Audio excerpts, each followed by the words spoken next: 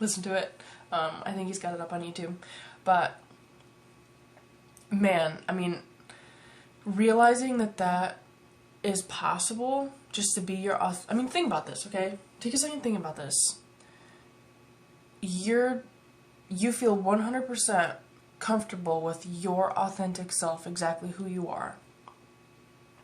You find someone who's the same, and you authentically, with trust and respect and admiration, are drawn to each other and come together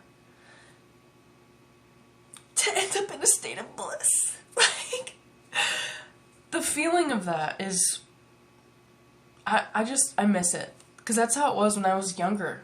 You know, like that hopeless, old school romantic vibe. Hopeless romantic. Shout out to my 90s babies, because you know what I'm talking about. That's how it was. You know, in the movies, I feel like even it was still about just that hopeless romantic vibe. Which reminds me of Medea. Shoot, which one of her movies is it? It's not Diary of a Mad Black Woman. I think it's the second movie. Can't think of the title. Either way, I remember the scene. Here I go again, remembering a movie scene. But one of the scenes where the character was...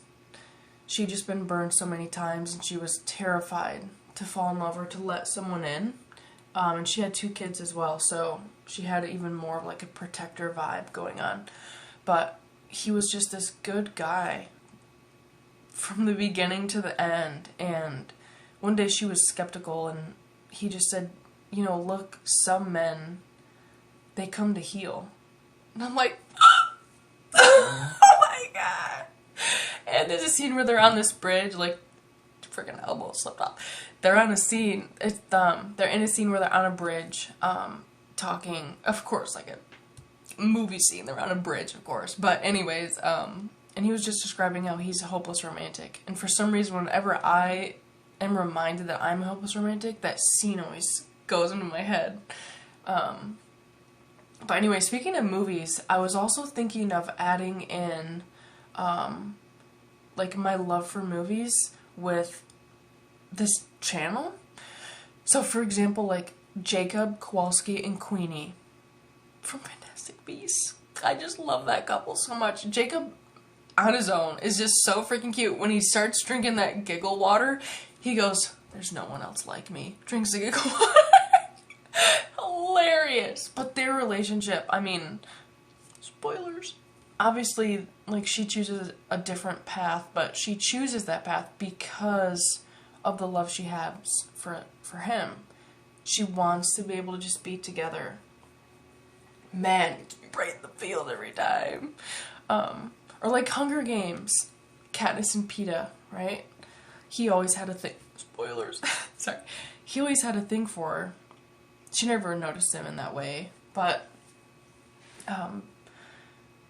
throughout the trials and like feeling the fact that he's there every time, the ending when she's coming back to the house and he's out in the garden and she's like, Peeta, what are you doing? He's like, I'm planting primrose. Oh my god. Put me over the edge.